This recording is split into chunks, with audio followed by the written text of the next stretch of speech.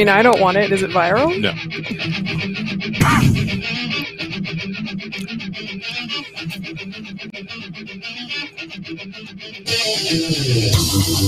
Raised it deep for Montreal in the backhand, takes it out front, they score! Logan Shaw, his first as a half against his old team. And it's 1-0 Montreal. There's a slap shot, and they score! What a blast from Joe Morrow! And it's 2-0 Montreal. And Sherbak have an assist. Mente setting up Morrow, and he looked like a lefty Shea Weber with that drive. Here comes Galchenyuk. 10 seconds. Up. Slunko! David Slunko scores! Ooh, what is going on here? 3-0 Habs. Yes. Another wild afternoon at the Bell Center. The Montreal Canadiens earlier today beating the Anaheim Ducks. A team that's, look, the Ducks are going to make the playoffs this year, right? The Ducks are a Western Conference team. And lo and behold, the lowly, I think we can call them the lowly Montreal Canadiens, probably one of the five worst teams in the NHL this year. You got Buffalo, perennial top fiver. You got Arizona, perennial top fiver. And you've got a variety of other teams that are in the mix. This year, the Ottawa Senators are in the mix. So that makes 3 of the 5 worst teams in the NHL are in the Atlantic Division. And yes, the Montreal Canadiens were one of them. Why are we talking Habs? Well, because this is Hockey Prime Time here on SiriusXM NHL Network Radio and streaming live at hockeyprimetime.com and on Facebook Live. You can like our page on Facebook and watch our live radio feed on Facebook Live. A shout out to the fans watching online on Facebook Live, on Periscope, and on YouTube Live and beyond. You'll have to bear with me. I'm having some voice issues this week. My name is Conor McKenna. I've been doing a lot of talking. The weather is very bad, and, well, I don't know why it is. This is the first time speaking today. I've had a very successful Saturday so far, i.e. I've not said any words. I haven't spoken to any people. I've done some texting and some emailing, but that's about it, which is always, for me, as somebody who does about 20 hours of live radio a week before Hockey Prime Time. I like to get rested up for the day ahead of the show. But yeah, we're live here. We're in Montreal, the Hockey Primetime studio in Southwest Montreal, near the Bell Center, where the Habs play back-to-back, just like they do every Super Bowl weekend, Saturday and Sunday afternoon. Today it was a 5-2 win over the 5-2 over the Anaheim Ducks. Laura Saba is the producer of the show. Hi, Connor. How are you? I'm all right. I mean, you just said you weren't feeling well, but I'm glad you're a trooper and you're a professional and you've come into work. Well, and I do think that the important thing when talking about how you're feeling for me is more my mental state, and I'm feeling great. I haven't been outside today, which is really nice. I haven't spoken today, which is even better. Excuse me, but yeah, I do have a bit of a cough. And it's really just started acting up in the last 5 minutes or so. So luckily, we have some great guests that are going to help me get through it throughout the course of today. But the Canadiens, with a good performance against a good team. We've seen them do this so far this year. This is maybe the 4th or 5th time we've seen this happen. We saw one in particular against the Winnipeg Jets. Not the Winnipeg Jets, the Tampa Bay Lightning a little while ago. We saw earlier in the season, let's see if I can. I'm not going to be able to rattle them all off the top of my head. So I can go through them. Because I have a theory. It's like every 6 games or so, they play kind of well. They got smoked by the Bruins. They beat the Capitals on a Friday night, right? Excuse me, the Capitals. That was definitely a good game. It was interesting. So that was, if we're looking at it, right? So you got 1, 2, 3, 4, 5, 6. Okay, so then you go back in time again. 1, 2, 3, 4, 5. So it's every 5 or 6 games they play well against a good team. Or there might be another explanation for it, which I'll get to in a moment. And round we go. They also play quite badly against teams that really aren't that good. This was the first time the Carolina Hurricanes swept the season series against the Canadiens this year by winning their 3rd game earlier this week. They shut them out. The Canadiens have been shut out 7 times this season. Excuse me, and held to 1 goal or less. I believe it's 20 times so far this year. I'm a little worried about what's going to happen here with this, because I can't do this if I'm just going to keep coughing all the time. Nobody's going to want to listen to that. So, are the Canadiens playing well? Is this the Canadiens, this terrible roster that Marc Bergevin has assembled, taking what was a very good team that he inherited it and sort of destroying it until it became this? That might be. I don't even think that's really that harsh. I think that's fair. Are they playing well, or maybe is their opponent taking the night off? And I think the explanation might be that their opponent takes a night or a day off. The Anaheim Ducks. I mean, it's 10 a.m. at their internal clock, as John Liu pointed out today. Not only is it 10 a.m. for their internal clocks, they also were in Montreal last night for a free Friday night. Their only visit of the season, and it was cold. To be fair, it was cold, but the Anaheim Ducks may play in Anaheim. Most of the guys on that team are no strangers to the kind of weather we have in Montreal. I think it's like minus 17 outside right now, plus the wind. Like, it's nasty. It's nasty out there. But these guys, Saskatchewan guys and Manitoba guys and guys from out west, and they know what they're dealing with. Sure, absolutely. This is very bad. It's never happened to me before. What's happening with my voice right now and this coughing? I'll see if I can get it straightened out in the break. Try to do some magic here. But the opponent plays badly. I think that's really what it is. It's not like Jacob Jerabek, Joe Morrow, David Schlemko, Jordy Ben. All those guys, by the way, all of a sudden became extremely talented. All those guys play for the Canadians in their top six. Those four guys I just mentioned, right? I mean, it's not good. It's not good. It is a terrifying lineup. But listen, those guys had good games today. Joe Morrow scored. David Schlemko scored. Like full marks to those guys for showing up. But I think the more logical explanation is, and I think the team that this truly is, and if you're sort of a hardcore fan who wants to cling to, no, they're not that bad, you're going to point to these games. So every 5 games, every 6 games, they beat a good team. But I think I will defer to those other 4 or 5 games in between as my barometer. The one that's in which more of a representative sample. The one in which you lose 4-1 to the Edmonton Oilers, right? Like, that's maybe a little bit more who you are. The one that gets swept by, the Hurricanes aren't that bad, but I think the Hurricanes are a perfect example of this. The Hurricanes are a really disciplined team, and if you watch them, they play Bill Peters' system. They are great in the face-off circle. They are very good at shot suppression from a defensive standpoint, but their goaltending is bad. They can't get a save. Cam Ward is just, I don't know if Cam Ward's ever really sort of lived up to winning the Stanley Cup and as good as he was winning the Stanley Cup as a rookie.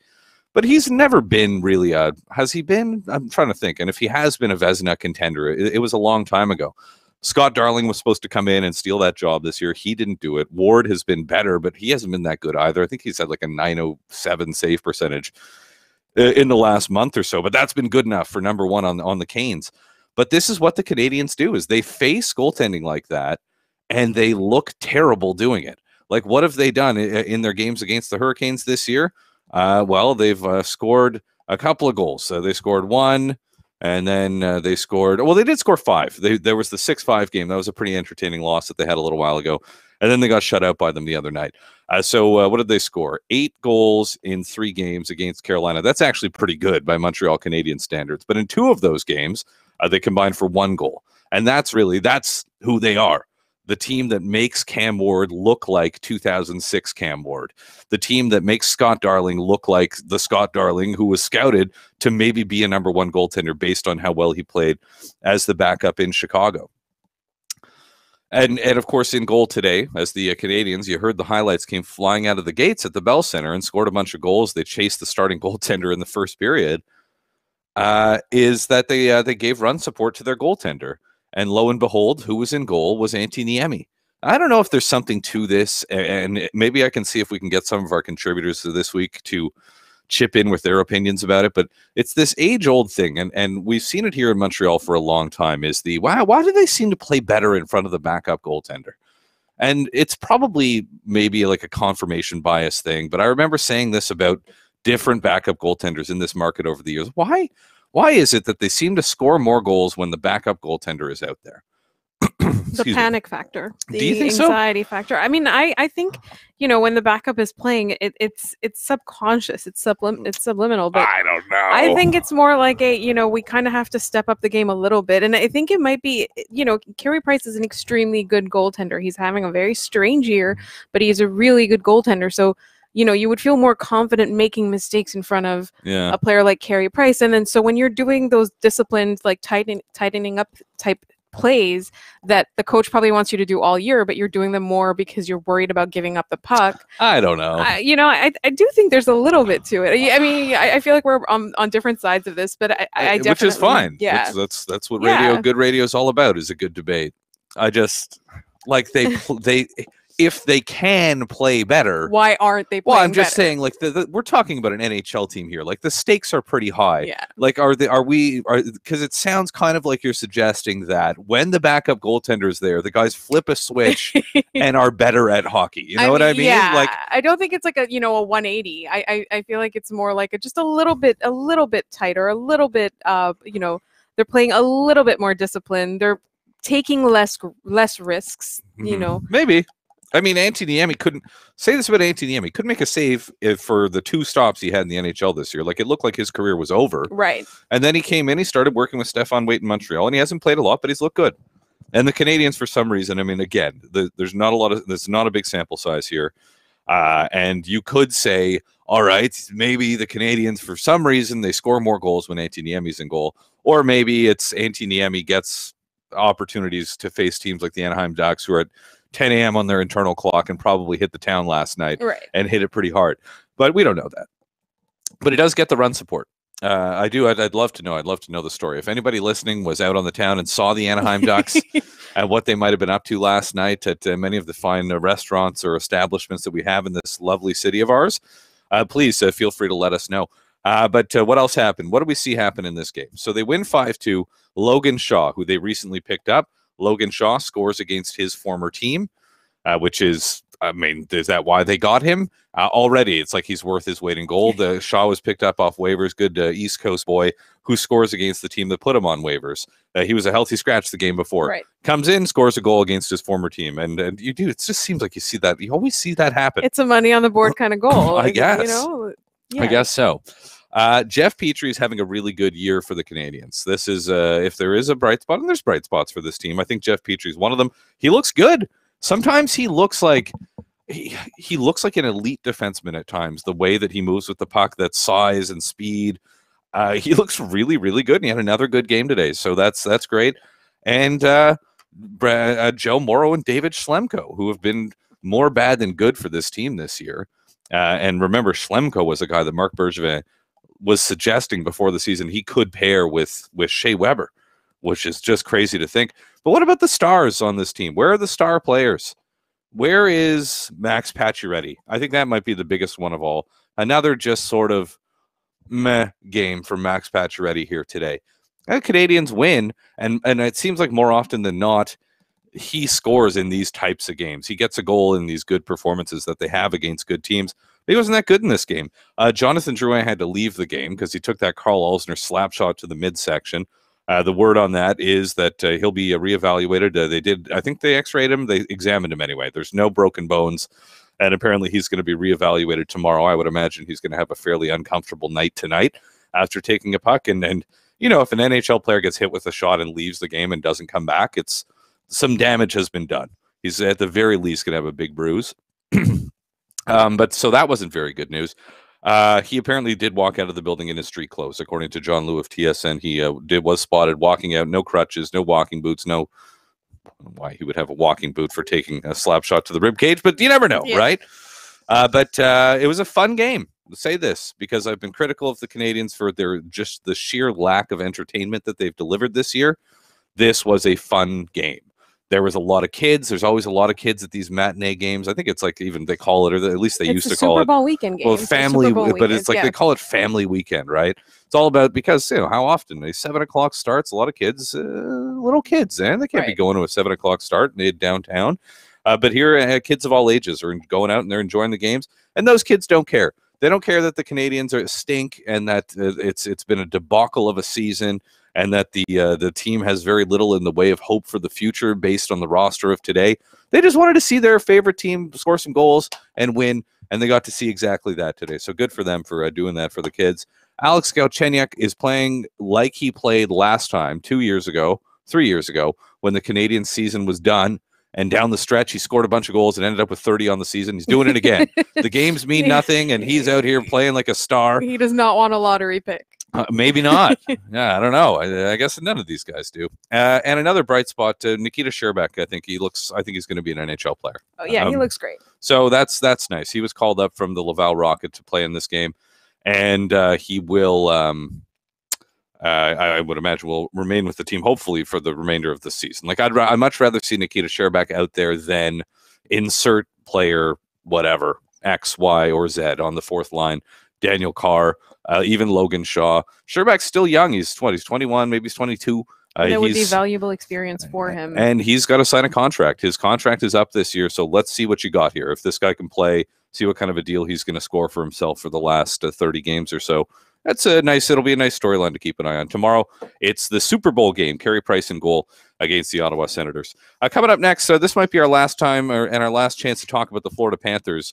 You want to talk about organizations that have sort of spiraled in the last couple of years. Amazing to think that they were division champs a couple of seasons ago, and what's happened since then, it's crazy. They're 25 points behind the Tampa Bay Lightning right now, and we still got like 30-something games to go. The good news is they're only 17 points out of a playoff spot. So we'll talk about the Florida Panthers a little bit next with our friend Jameson Olive of the Florida Panthers official website, floridapanthers.com. See what he's got to say about it. Hey, they got a 2-game winning streak, and they'll go for their third against a team that they're actually chasing in the standings. That's the good news. The bad news is you're chasing the Detroit Red Wings. You know what I mean? So we're talking Panthers next with Jameson Olive. This is Hockey Primetime on SiriusXM, NHL Network Radio, and streaming live at hockeyprimetime.com.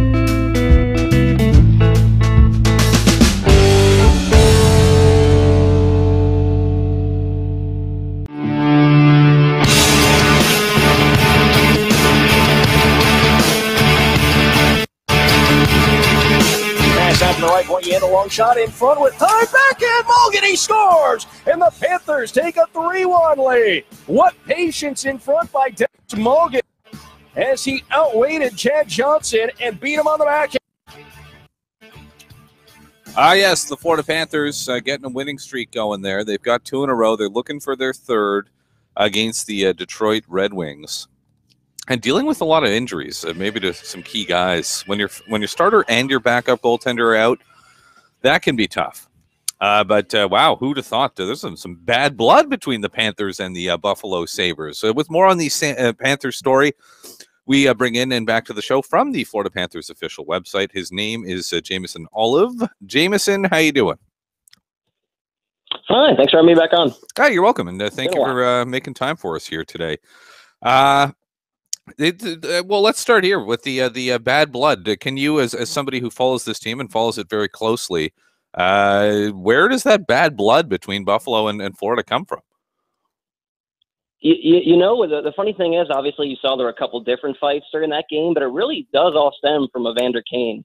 You saw after the game, Keith Yandel just said he was being stupid, jawing, just looking for a fight the whole game. And just he's the one that kind of sparked it. And from there, everyone just kind of got after everyone. And obviously, when Kane went after Barkov, which is obviously when you're the Panthers, that's something no one can do. That just kind of turned into a whole nother thing. So, I mean, you'd like to say it's something between the teams or some sort of rivalry or history, but it really isn't. I really think it does come down to Evander Kane. And talking to some guys in the locker room this morning, they were still kind of talking about, you know, what was that guy thinking? What was he doing? So I just know the Panthers, everyone in that locker room, no one has a ton of love for Evander Kane, especially after that game. And it stems back to last season when Alex Petrovic fought Kane 3 times in a single game. I don't know if you remember that. So, I mean, This has been going on for about 2 seasons. So it's getting pretty bad. Okay. And what were they all right with the Johan Larsson suspension? Is that what was the reaction like to that?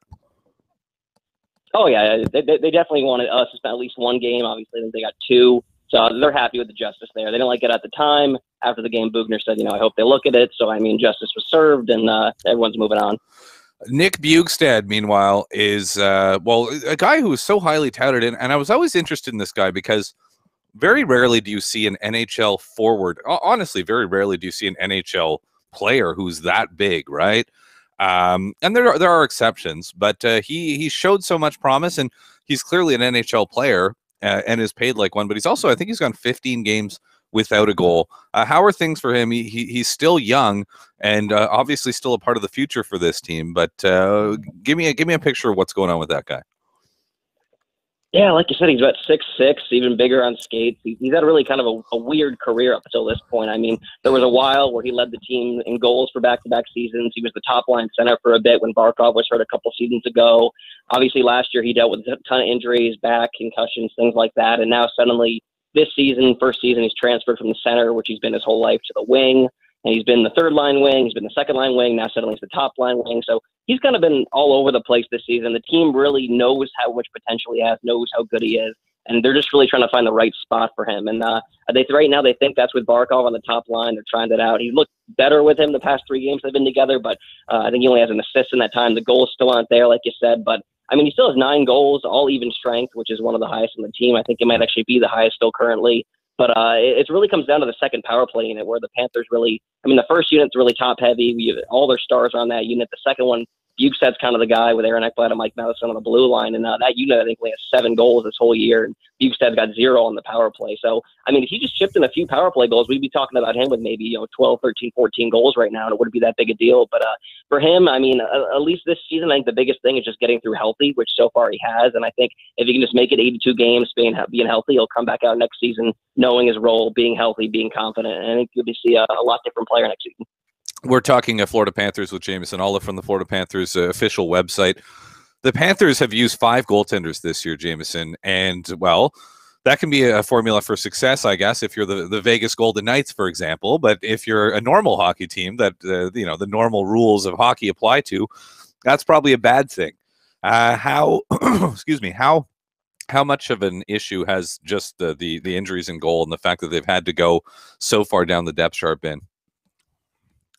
The funny thing is, it really hasn't affected the team that much, at least as much as you think. Kind of like you said in Vegas, obviously they overcame that. The Panthers have done a good job too. Obviously, when Lou went down, Rhymes comes in, plays like 17 straight games, and he was great. He was the one backboning them to that season-long 5-game winning streak in December. And then he goes down, and then out of nowhere, Harri Sateri comes up, and that's a guy that, I mean, a month before, the Panthers were talking about looking for goaltenders, looking for trades, because they just didn't have any confidence in this guy. And now suddenly they have a ton of confidence. He's won 2 games and gets a .937 save percentage in 3 starts since Reimer went down. So, I mean, they've actually gotten very lucky, obviously not with injuries, but lucky in the fact that every guy that stepped up's played great. And the problem was in the beginning of the year when it wasn't necessarily the guys were hurt. It was just the goaltending and defense just wasn't there. They were adjusted to the new system. I mean, they won 4 of their first 14 games, I believe. And that just is not a recipe for success. And that was with Luongo and Reimer. So, I mean, it really hasn't been an issue, and it really props to Harri Sateri for stepping up. He's getting his 4th straight start tonight, and the team's got nothing but confidence in him. How much does it feel like an opportunity lost this year with the division being as bad as it is, I mentioned this before we came back here, that they're 25 points behind Tampa, and everybody's chasing Tampa. I understand that, but still 17 points behind the Toronto Maple Leafs for third spot in this division. I mean, here in Montreal, it's been a catastrophic season, and it was somewhat unforeseen. But given how weak the division is, and the Panthers, they haven't been great, but they're not nearly as bad as the Ottawas, Montreals, or Buffaloes of the world. Does it feel like an opportunity lost this season with the division and so many teams struggling the way that they have? Yeah, I think it's about time to rule out the division. Like you said, everyone from the Leafs, Bruins, Lightning, everyone's kind of out of their league right now. But I mean, with a win tonight, they're only 7 points out of the wild card with 2 games in hand. So I mean, they're still talking playoffs. Obviously, like Bugner said the other day, no one's waving the white flag. They've proven they can string together some wins. And I mean, looking at their next 2 games, like at Detroit, Vancouver twice, LA. So I mean, 3 of those 4 games should be wins for the Panthers if they play, up to how they're supposed to be playing. But it's really going to come back to, like I said, that awful start to the season with the adjustments to the new system and new players and everything. I mean, if they just won maybe 3-4 more games out of those 14, I mean, we'd be talking about them right in the thick of the wild card. And obviously they're a couple points out of that conversation right now. So, I mean, it was the same thing last season. It's happening this season. Even going into the season, all the guys said, we know we have to have a better start. We learned last season, if you have a bad start, it's tough to get back in it. And then obviously they had a bad start. So they're really just kind of digging out of that hole. They're doing a little bit better right now, digging out of that. But I don't think anyone's saying season lost yet. Everyone's still looking ahead to the playoffs, but they're just really taking it one game at a time. What about the Gerard Gallant storyline? I mean, it can't be ignored here, right? The success that he's having, and then the insane season the Golden Knights are having, and the fact that it just every time anybody expects the bubble to burst, it continues. We know he's running away with the Jack Adams this year as well. Like how much? I don't know if hand wringing is the right word or whatever it is, but I can't imagine that everybody's happy to see him succeeding the way that he is after that kind of weird, unceremonious exit from the Panthers organization. Yeah, it's weird because I know obviously the public perception and the fans, they're all, every time they see any Knights record or anything, obviously the Knights just passed the Panthers for the most successful franchise expansion team ever. So, I mean, fans always say, hey, if we had Turk, or hey, if Gallant was still here, blah, blah, blah. But the thing about in the locker room, the players really, all they're really saying is, hey, we love Turk, good for him. Because the Panthers got lucky. They brought in another players coach with Bob Bugner. The guys love him. The players respect him. So I don't think the guys look at Gallant and think, hey, if he was here, we'd suddenly be a playoff team. They're just saying, hey, good for him. We're happy he's having success. And obviously it's easier for them to say considering he's in the Western Conference. They're not really, he's not really, coming down on them, or it's not really like they're going to play each other in the playoffs unless they make the final. So everyone's more just saying good for Gallant. Same with Marchessault and Smith. Everyone's saying, hey, good for those guys, but we got to worry about our own thing. So I think it'd be different. Obviously, they brought in a guy who wasn't Bob Bugner, a guy who, the players didn't respect, was more of, a hard-nosed coach. So I think right now it's kind of just a wash for the Panthers in the locker room. But I know obviously the perception outside is going to be tough, especially like you said, when Gallant probably does win the Jack Adams this year. Yeah, I mean, at this point, it'd be hard for him to lose it. I mean, I just look, if the same thing happened in Montreal, like I would be raking the franchise over the coals. You know what I mean? Like it would the optics of it would be very bad. And I understand Montreal's Montreal, and we're crazy here, but I understand the guys in the room, and I'm sure that they're happy with Bob Bugner, and I don't doubt it for a second. But in terms of the fan base, like how are they handling this? I mean, the Panthers fan base has known a lot of grief over the past almost 25 years. This is their 24th season. So, I mean, the super fans, obviously, it's a mix of optimism and a mix of anger. But in the end, it's going to come down to, obviously, how well the team performs. They don't care who's on the ice, who's behind the bench, as long as the team does well. And it'd be different, like I said, if Turk went to, say, a team in the conference or in the division and they had to deal with him a lot and were getting beat down by him a lot. But, I mean, that's the thing about Vegas. No one expected it. Everyone's, even, teams over there, everyone's kind of shocked, but also in amazement of how well they're doing and how well the players are playing. So this season might be tough, like I said, especially if the Panthers do miss the playoffs and the Knights do go on a run in the playoffs. I mean, I'm sure the fans are going to get a little more uppity, a little bit more upset than they have been. But, I mean, all it takes is one playoff appearance for the Panthers, whether it's this season or next season, to erase that. So time will tell, and that's the thing, especially down in South Florida. I mean, this is a bandwagon area. I mean, you saw during the playoffs run with the Panthers, the arena was selling out. Even in the 2 months leading up to that, the arena was selling out. So, I mean, all it takes is wins to fix everything down here in South Florida. No one holds grudges down here. Well, how could you? I'm looking at the forecast right now. I mean, the weather looks good. You got high 20s, so in Celsius, and What that means in Fahrenheit, I don't know, but it seems way better than what we're dealing with here in Montreal. And maybe that's why we get so, up in arms about stuff is, it's really... That's the thing. Like I said, if the Panthers go on a 3-game winning streak, you know what? You're going to the beach. Right. You do something else. Right. That's what kind of people do down here. But obviously when the Panthers are doing well, it's the thing where everyone wants to be. Okay. Well, yeah, I mean, it does sound like a pretty good life. Listen, thanks for your time, Jameson. I appreciate it. Always fun to talk hockey with you, sir. Thanks, Connor. Have a good night. That's Jameson Olive from the Florida Panthers official website. I think the last time I saw that guy was in Chicago for the... It was the draft? That was the draft. Yeah. That was a good time. Good time. Speaking of better weather than we currently have right now, I believe this, that living in Canada, and I know a lot of the people in the listening region for Sirius XM NHL Network Radio, we got a lot of people in places that are cold. I think, there's listeners in parts of Canada where maybe you can't pick up traditional sports talk radio, but you can get satellite radio, and you're listening right now, and it's cold, and you're tough. You've been putting up with it. But it's also nice, isn't it, to have a light at the end of the tunnel? Like, if the light at the end of the tunnel is spring, that's saying everybody's got that one. That's the big one. Someday it will be spring. No winter has ever lasted forever, right? But then it's also nice to have another light at the end of the tunnel. And even if you're working in hockey, say you're on the beat and you're covering the Winnipeg Jets, you're looking forward to that next trip to Florida or that next trip to California right now, just to get a little bit of a break, because it wears on you. I understand we wear the cold weather as a badge of honor and a point of pride in this country, but it's also nasty, terrible, and awful. And if you spend too much time in it, you'll die. You know what I mean? Like, anything that will kill you if you're in it for like 12 hours straight is not... It's not all good, I guess is what I'm saying. Speaking of good, though, the Boston Bruins are great. They keep flying, and what a terrific team. And they've got a showdown coming up with the Toronto Maple Leafs. How fun would it be, and will it be, really? Because at this point, it's almost a foregone conclusion. It's going to be Toronto-Boston in the first round of the playoffs, isn't it? And that's going to be an epic, epic series. They're meeting tonight as the rivalry ramps up once more. I remember how much fun it was last time the Leafs and Bruins played in the playoffs. We'll see what happens this year, if and when they meet. But they're a story in the NHL this year, like a lot of other teams. Colorado's been one, too. The Boston Bruins are, I think, better than a lot of us expected.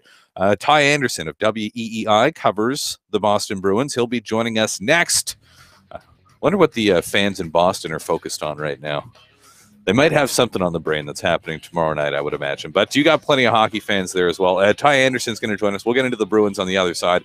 This is Hockey Primetime here on Sirius XM NHL Network Radio, streaming live across the Hockey Primetime Network, which is growing week by week. We'll have more on that in this hour as well. We're talking Bruins next on Hockey Primetime.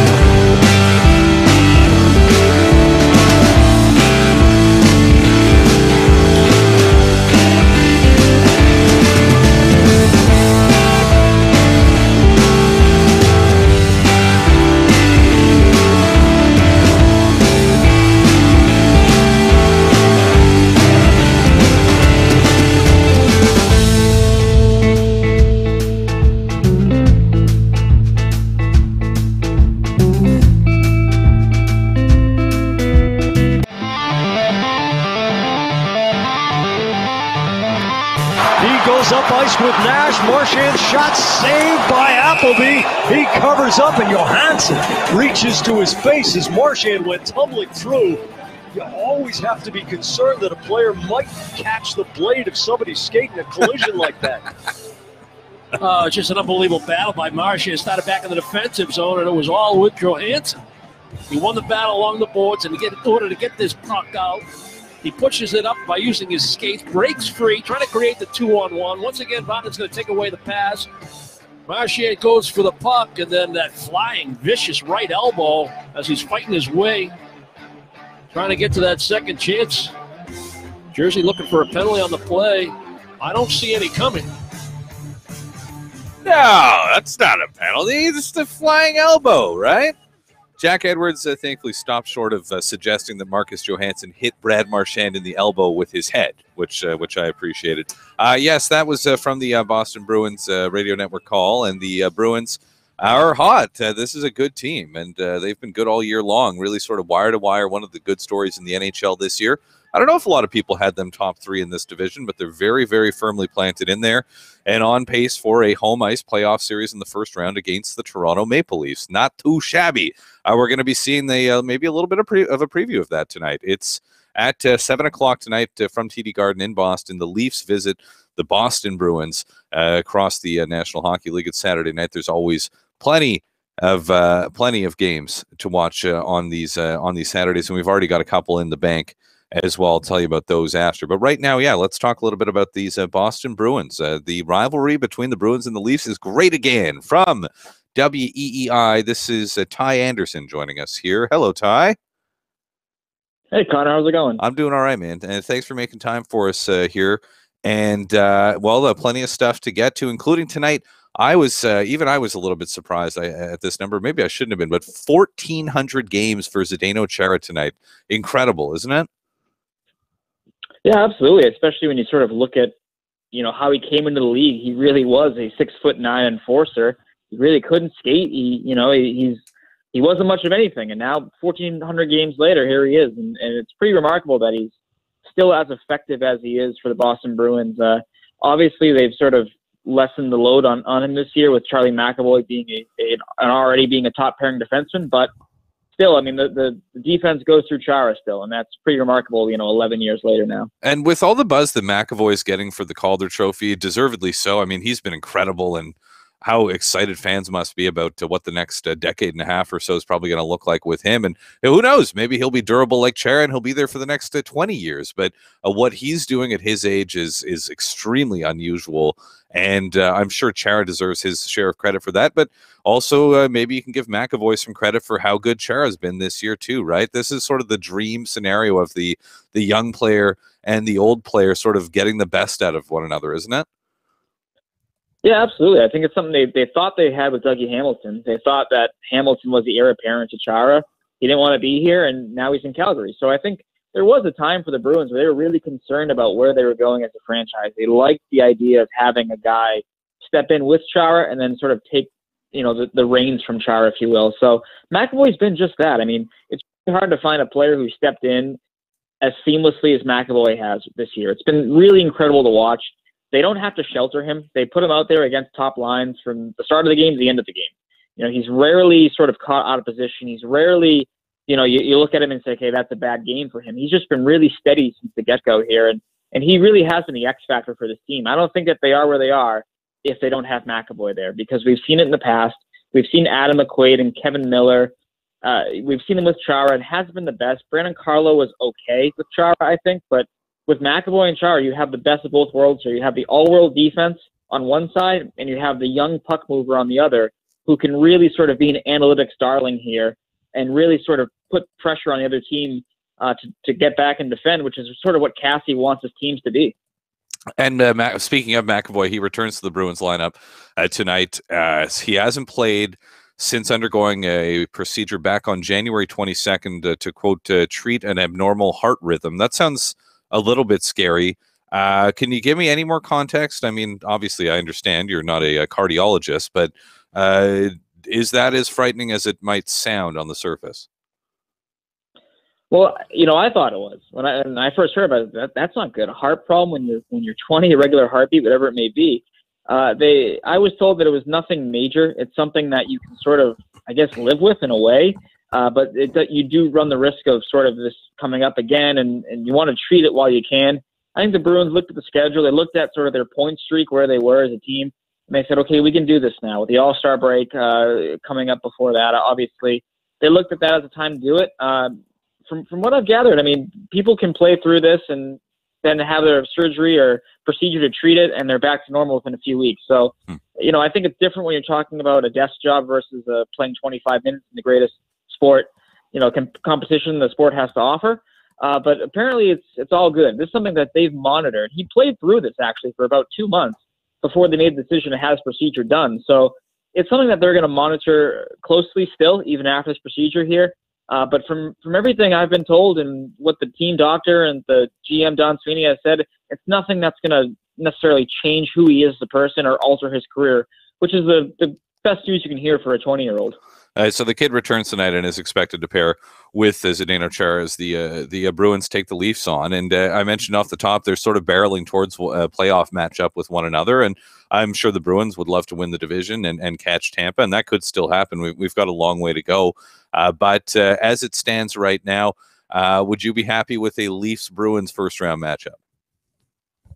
I think it'd be a little scary for the Bruins for sure, because Frederik Andersen has been great against this team throughout his career. Even before Toronto, he was great against someone who's in Anaheim. I'm pretty sure he's never lost to them still. It's hitting a ridiculous point here where he is almost Braden Holtby-esque against the Bruins, where he just dominates his team. So I think for the Bruins, you want to get a win or two against the Leafs before the season is over so that you can breathe a little bit easier knowing that you can compete with these guys. And the big problem for the Bruins as well is that they're a matchup-based team. They love Chara out there against the team's best players. With the Leafs, that's Austin Matthews, yeah, but the Kadri line has done some damage against the Bruins throughout this matchup's history. So that's a difficult sort of balance that Cassie has to sort of wrestle with here. And so I think it's a difficult matchup for them. No mistake about it. I mean, the Leafs are a good team. They're a fast team, and they can expose some of the Bruins' flaws, which can be found on their defense, I think, once you get beyond that Chara-McAvoy pairing. We're talking Boston Bruins with Ty Anderson, who covers the team for WEEI in Boston. And well, we haven't even talked about the forward line, and it probably is the best one in hockey. We heard the clip of Marchand throwing the people's elbow there on the way in. But that line with Patrice Bergeron and David Pastrnak, I mean, is there a better one in the National Hockey League in your eyes? No, it's really tough for me to find one, to be honest with you, because, I just do think that you have three weapons, and they're all capable in terms of passing and shooting. I know we focus on these combos, sort of these 1-2 pairings, like Backstrom and Ovechkin and what have you, but I do think that this line is impressive because you have three guys that can beat you in a multitude of ways here, and it also begins their defensive zone. On top of being an amazing offensive threat, this line is great defensively as well. They've only given up, I think, 4 or 5 goals as a line this entire season, which is absolutely crazy to think about. So they are the absolute best line because of their 200-foot game, in my opinion. I just think that when they are together, it's really tough to find a team that's been able to slow them down or even stop them. So I have to go with them.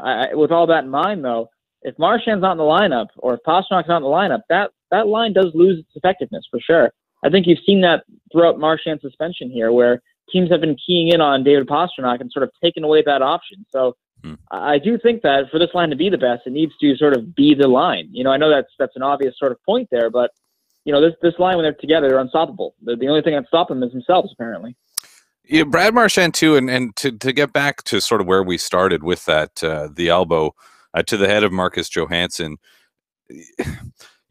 He's a superstar player in the league and is almost unique in that he does seem unable to rein in that sort of nastiness that really seemed to define him early in his career. And I'm a believer that, and I don't think this is just true in hockey. I think it's true in life as well, that there are people, highly successful people in various fields, that are really sort of driven I don't know if anger is the right word, but let's just, for lack of a better term off the top of my head, it's like you're driven by anger, and you've been told your whole career, in the case of Brad Marchand, you're not big enough to play in the Quebec Major Junior Hockey League. You're not big enough to play in the National Hockey League.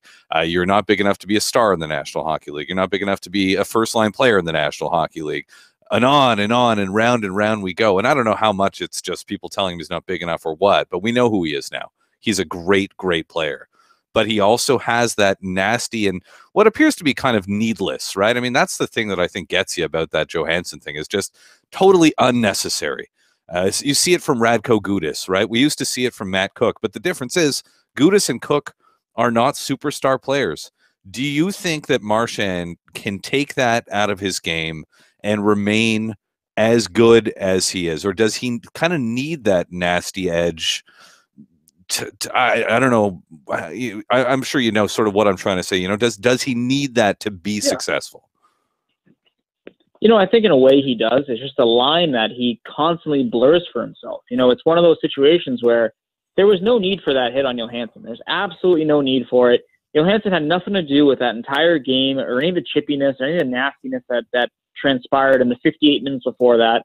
He sort of was the innocent bystander. It reminded me of John Scott and Louis Eriksson back in 2013, where John Scott sends Louis Eriksson to the moon. Eriksson didn't do anything. He was just playing the game. So I do think that, speaking of Marchand, though, it is a real thing with him where his brain just shuts off. I don't know what it is, but he can't take this sort of a nonsense out of an 82-game season. You go back to last season when he speared Jake Dotchin. There was no need for that. You don't need to do that. It seems like his brain just shuts off at different points, like I said. And, you know, I don't know if he'll ever work that out of his game. I really don't. The big problem, though, now is that if it happens again, you're talking 10 to 15 games. You're not going to talk about a 5-game suspension. You're going to talk about a player who is getting read the riot act now, and now he's going to be targeted by the league offices, because you have to look at it this way. They've let him off the hook, I think more so than any other player, because he is a star, like you said, because he is not Radko Gudas or Matt Cook. You know, you look back at this year, he headshots John Tavares, no suspension, no fine, nothing. You go back last year before the Dotchin spear, he has a dangerous trip on Nick Kronwall. He gets fined, I think, $10,000 for that. You know, he gets let off the hook more than players of his caliber or necessarily his rap sheet should. And that's because he's a star player. So unless he can work that out of his game, I think the next time this happens, it's going to be a major suspension, because the NHL, the Department of Player Safety, they're done doing this guy favors. Well, the other thing, I mean, you talk about 10 to 15 games. Here's the other possibility. Something happens in the playoffs, right? And it swings an entire playoff series as a result, which would certainly be a shame as well. So, we'll have to wait and see. He'll keep us on his toes, on our toes, I should say, not on his toes. So that's Ty Anderson of WEEI. It's the Bruins hosting the Leafs tonight at 7 o'clock at TD Garden. Thank you for your time. Real pleasure chatting with you.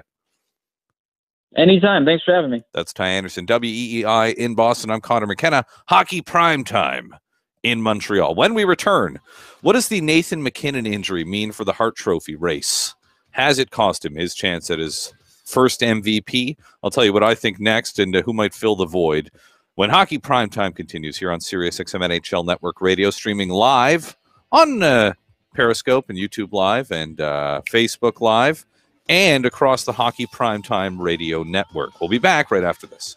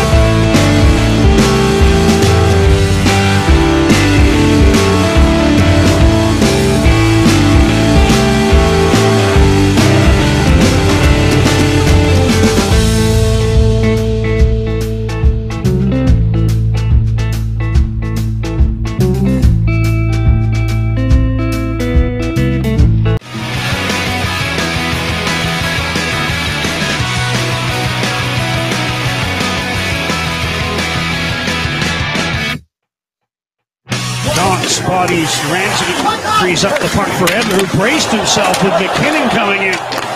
And McKinnon's helmet popped right off. McKinnon is shaken up here, John. He looks a little woozy. Yes, he does. There's been some casualties here in the second period, and McKinnon head down at the bench. The second leading scorer in the NHL after that collision with Alex Edler. And that was the sound of Nathan McKinnon's Hart Trophy season, or potential Hart Trophy season, I think, being knocked off the rails. Not really that different from what we saw happen to Victor Hedman a little while ago. I think Victor Hedman, you could argue, was the clubhouse leader when he went down with an injury. He was the clubhouse leader for the Norris Trophy. And I think Nathan McKinnon, for my money, whether it's fair or not, Nathan McKinnon was the Hart Trophy favorite. And they say 2 to 4 weeks. And if he's out for 2 weeks, then maybe somehow he could still win it. But you just, at least I do, have the sense that Nikita Kucherov might just sort of run away with the thing. And, well, good for Nikita Kucherov, who has been, for basically the last 13 months, has been the most dominant player in the National Hockey League. This guy's unbelievable, night in, night out. And, what he did down the stretch last year, too. I always think about this, I mean, is what McKinnon's doing more impressive because, he doesn't play with Steven Stamkos. But remember, Stamkos was hurt last year, and Nikita Kucherov was still performing. Nobody, I don't think, would suggest that Kucherov's success is just because he's riding shotgun with Steven Stamkos. I'm sure it doesn't hurt, but you might even flip it, right, and say, well, hey, I mean, how about the fact that maybe Kucherov is the one who's really driving Stamkos? The fact is they're both just outstanding, excellent players, and it's great that they have got the chemistry that makes it work. But something tells me that Nathan McKinnon is out of the Hart Trophy race after the injury, and he's going to miss the time. And it's too bad, because it's been great to see him emerge. It's been a great story that the Colorado Avalanche went from being the laughingstock. I mean, they were the worst team in hockey last year, and it wasn't even close. And this year, they're not even in the mix for one of the worst spots, although a lot can happen in the last 30 or so games of the season. But who are the Hart Trophy candidates who might step in and fill the void? The obvious one is Kucherov. Kucherov becomes the obvious choice. But there's a couple of other names here. I think Patrice Bergeron is in that mix. And again, chicken or the egg with Marchand and Bergeron. What a combination, right? And Bergeron, he's just not as good when Marchand's not there riding with him on that line. But Patrice Bergeron, we know, is one of the best players in the game. I think he's a name that could maybe prop up and he could emerge as a finalist. Blake Wheeler out in Winnipeg. Since Mark Scheifele's gone down, especially, Wheeler's been amazing for the Jets. Really, really good Jets team, and Wheeler's having the best season of his career, so he's up there. John Tavares is up there for obvious reasons. He's had a great season out there with all the distractions and everything going on with the Islanders. And I got one more for you. Give me Phil Kessel. That's right, Phil Kessel, who is, I think he's third in scoring in the NHL right now. He's got more points, obviously, than any player on his team, i.e. Crosby or Malkin, although 1 minute. Malkin's just a couple of points behind him. So, yeah, I mean, I got those guys. Bergeron, Wheeler, Tavares, Kessel, all in the mix, although things can change in a hurry. So it's going to be a fun race to watch down the stretch, but too bad. And all the best to Nathan McKinnon, hoping he gets better sooner rather than later, closer to that 2-week mark than the 4-week mark. I did want to mention this, that we have a bit of a milestone today. The show is debuting live on WFAN.com, the One Jersey Network, which is very exciting, radio.com, and on the TuneIn Radio app. So a big thank you to Chris Tobin, our technical producer, for putting that all together for us. And we're very excited. More ways to listen to us, which is always nice.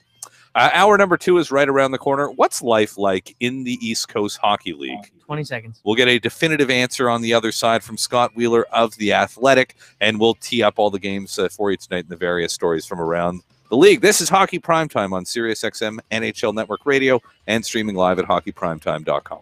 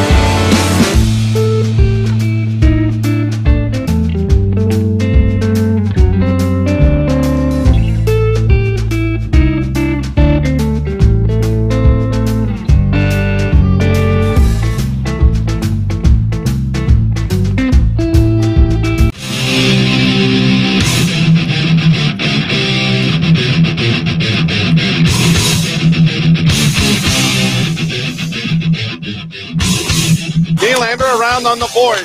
Dermott, far side with a shot that deflects in front of the net off a body. He gets a second chance, feeds it over to Hall. Hall with a shot, scores! The kid's on fire! Second goal in as many games. This National Hockey League isn't at all what it's cracked up to be.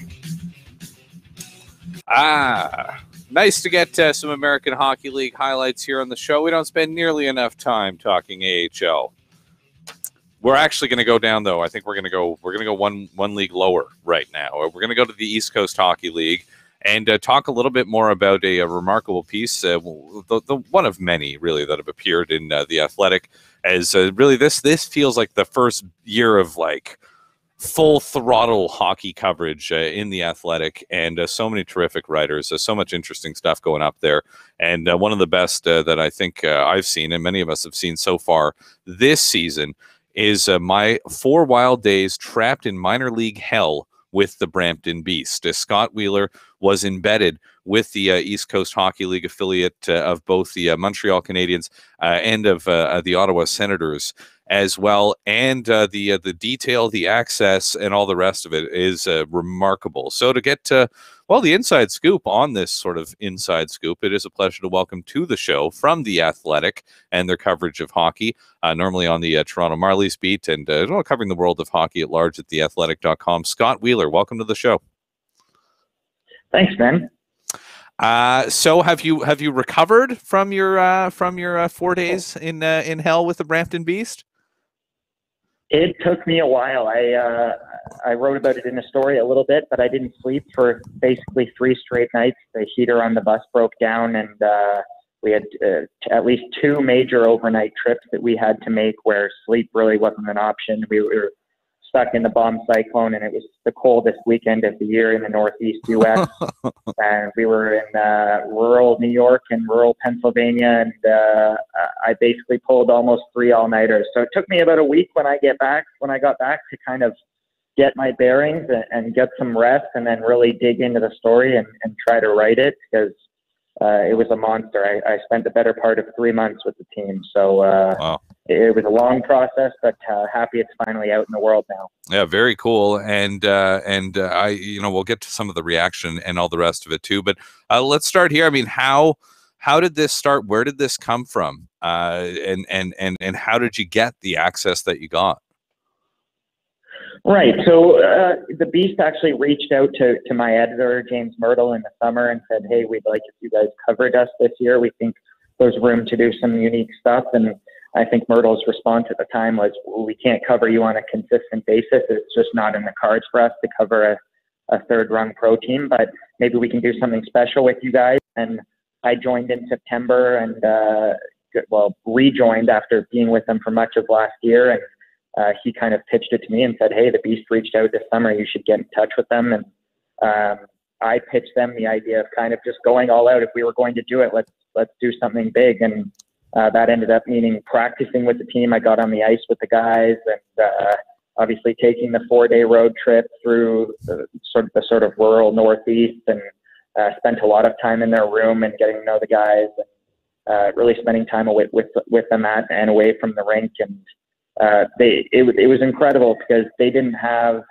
to do that with me, and the players and the staff in particular could have said, kind of, who the hell is this guy and why is he interfering with our jobs in this kind of way? But they were all open to it, and they kind of opened up their lives and their stories to me. So it was pretty special. And just for those listening, and just to be clear here, so Scott is, I mean, yes, he's riding the bus with the guys and is with the team and sort of embedded, but not just as a journalist or a reporter, but really as sort of part of the team, right? I mean, you're doing practice, you're doing drills and practice with these guys. Like, you've got equipment, you're on the ice skating with the players, right?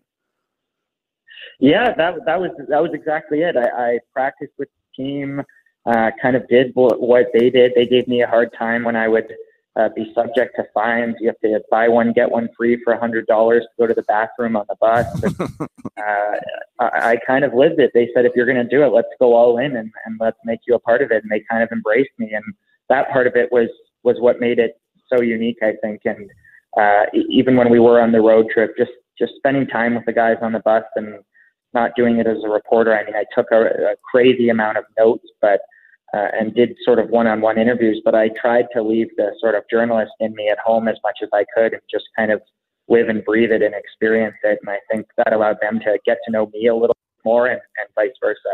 We're chatting with Scott Wheeler of The Athletic. He spent 4 days, more than that, but he details his 4 insane days trapped in minor hockey hell with the Brampton Beast, traveling with the ECHL affiliate of the Montreal Canadiens, and experiencing everything that ECHL life has to offer. And you referenced the fines, and yeah, there was the bus fine, but there's lots of other stuff too. Spitting tobacco into garbage cans is a no-no. Not throwing away bottles of said spit, also a fine. Breaking dress code for home games, stepping on logos, which is that one goes up and down the world of hockey as well. Showing up late, failing to clean the kitchen when it's your turn. Also, rookies are fined though when they don't pick up pucks after practice or clean the bus after road trips. Were you technically a rookie for the purposes of this, or did they let you off the hook for that? I was. So I had to sort of help clean up after practice. In my first practice with the team, I ran sort of a stretch at the end of practice where they grilled me and did a sort of series of 20 questions with me. And at that point, I'd only been with the team for a handful of days prior, and they were still trying to get to know me and come up with nicknames and that kind of thing. And they had a lot of fun with it. And I think it kind of helped to lighten the mood. The road trip that I ended up going on was kind of a worst case scenario. Everything that could go wrong did, from the bus breaking down to an 11-hour trip where they didn't get to eat. So from the morning when they skated until 11 hours later, because of weather, when they got to the hotel, they didn't have a chance to stop and eat for any period of time, just because the bus driver only had a 10-hour limit on how long he could drive. And they had to go to the rink to unload all their crates, which they do all themselves.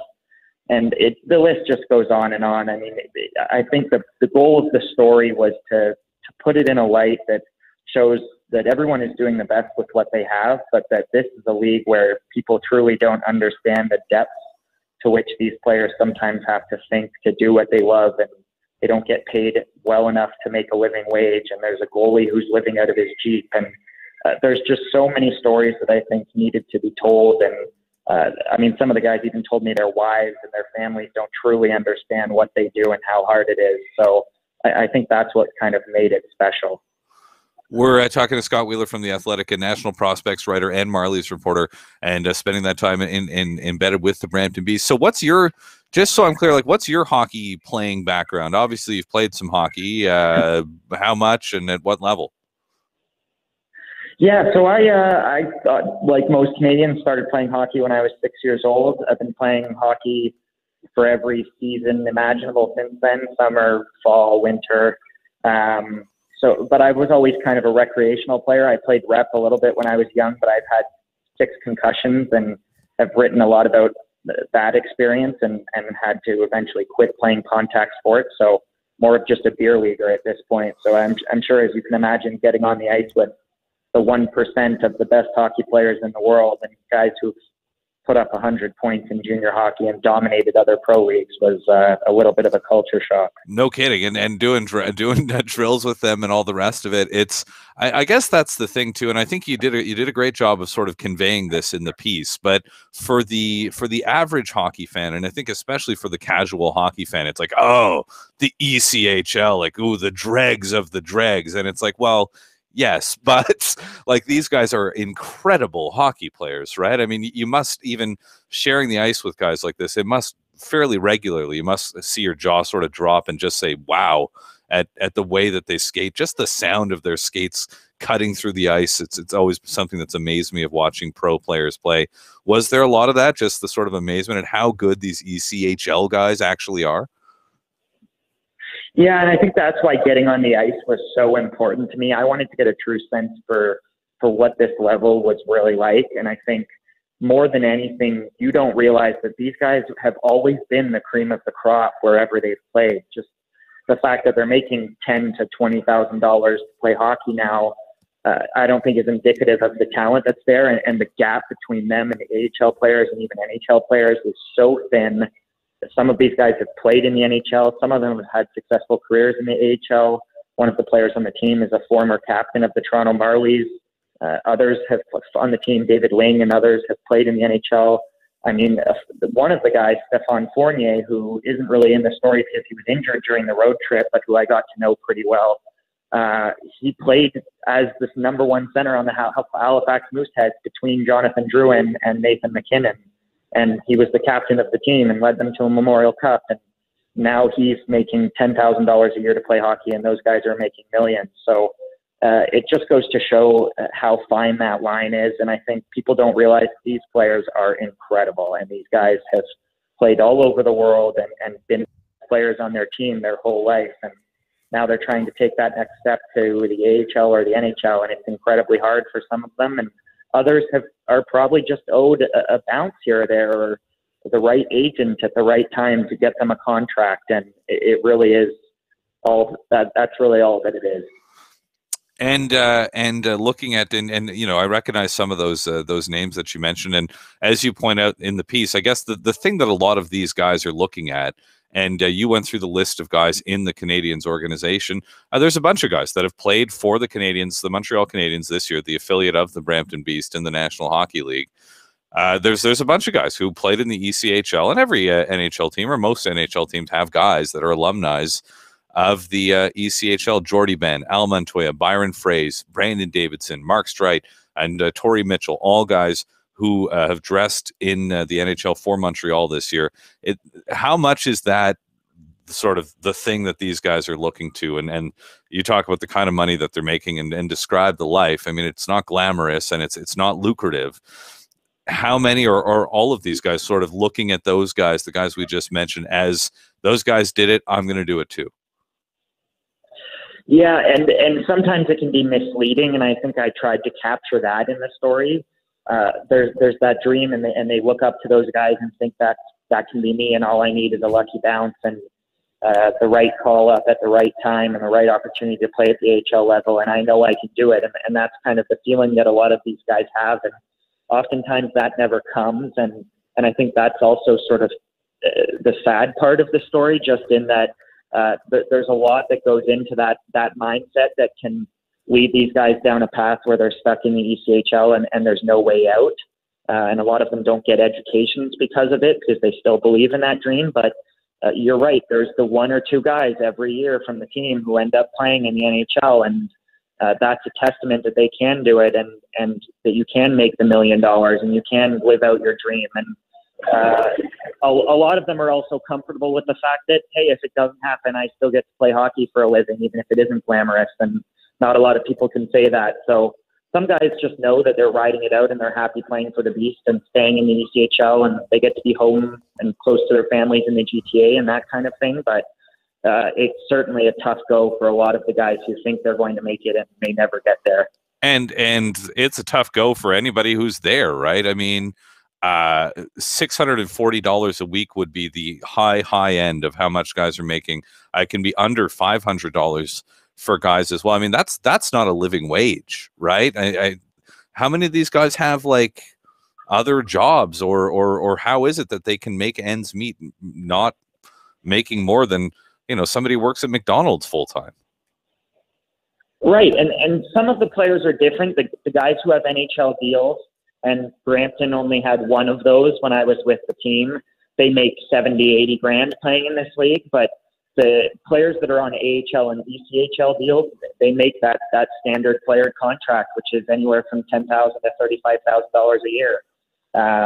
So a team like Brampton that doesn't have a lot of money and doesn't have a lot of affiliate players like Cody Donaghy, who was the one player that was there from Montreal, or from Ottawa, sorry, they scrape to get by. There's players on the team that build pools part-time. There's players on the team who are insurance brokers and did all of their insurance testing so that they can do that part-time.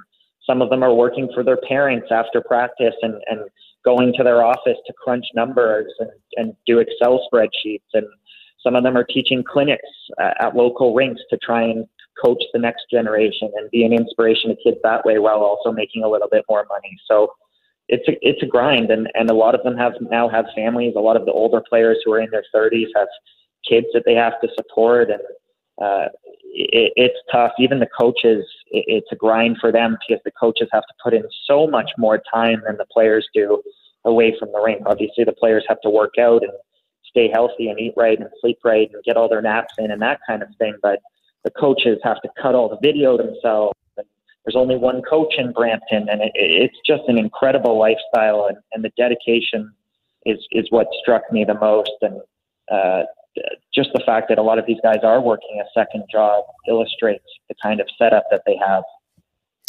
I wish I had more time to get in depth, but just the access is incredible and what you're able to do with it. Did you feel like one of the guys did that occur? Like, did you really get there because they were talking to you like they talk to each other? I definitely noticed that from the way you described it. But did you, by the end of it and having gone through what you did, just this crazy 4-day grind, did you feel like at least an honorary member of the Beast? Yeah, a little bit. Early on, it didn't feel that way. I was very much out of my element, and I think they kind of had their backs up. They didn't know where the story was going or what kind of story I wanted to tell. And I think they kind of weren't being themselves around me in November when I first started with the team. But by the time January rolled around and I took the road trip with them, they all knew me. They knew where the story was going. They knew I wanted to kind of give them an honest portrait of their lives.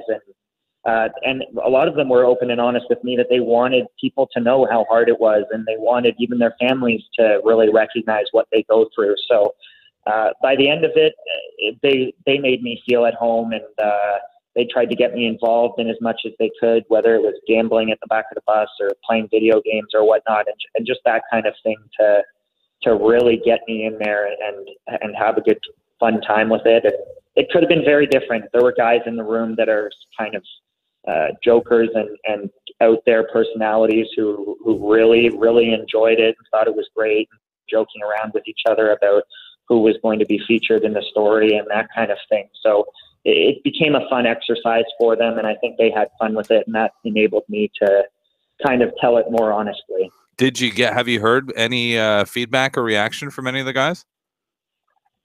Yeah, a number of the players and staff on the team reached out and said, this is great, and thank you. There's the goalie on the team who I kind of did a portrait of, who's been going through some struggles and lost his teeth this year and has been living out of his teeth, and others just kind of sent nice messages and that kind of thing. And I'm sure I'll have to swing by later in the year if they make the playoffs and that kind of thing, just to say hello and touch base with all the guys, because they really did make it a fun couple of months. All right. Really cool. Hey, thanks for your time. I really appreciate it. That is the voice of Scott Wheeler, or is it Wheelsy? It didn't become Wheelsy, actually. They never really settled on one nickname for me. All right. Well, I'm sticking with Wheelsy. I'm not very original, and we don't know each other that well, so I'm gonna stick with Wheelsy for now. No phones in the room, Wheelsy. Thanks for your time, man. I appreciate it. Yeah, I appreciate it, man. Thanks. That is Scott Wheeler with The Athletic, and check it out. Just a really, really cool access. This is what you're actually, and they unlocked it at The Athletic, so you can read it. But it's a long form read, in depth. Scott Wheeler embedded with the ECHL's Brampton Beast. Just crazy stories, and amazing love of the game that you see with the people associated with the East Coast Hockey League. Well worth your time and well worth your subscription to The Athletic that I've definitely enjoyed this year. Heads up though, you've got the Netflix, you've got the Apple Music, you've got The Athletic, and it's like, I understand they're all different things, but they all sort of amount to entertainment. They all amount to extra money that's coming out every month. Then there's that car payment. I mean, geez. Coming up next, Shyla Anwar is in Ottawa. She covers the Ottawa Senators and talks about them on our show on TSN 1200. We're going to check in with her. Things are not great for the Ottawa Senators. How the heck did they get here? They were so good last year. They almost made the Stanley Cup final. They did. Excuse me. Yes, they almost made the Stanley Cup final. They were a goal away from the Stanley Cup final, and now they're one of the worst teams in the NHL. How did this happen? And we'll find out what she thinks next. This is Hockey Primetime here on Sirius XM NHL Network Radio and streaming live at hockeyprimetime.com.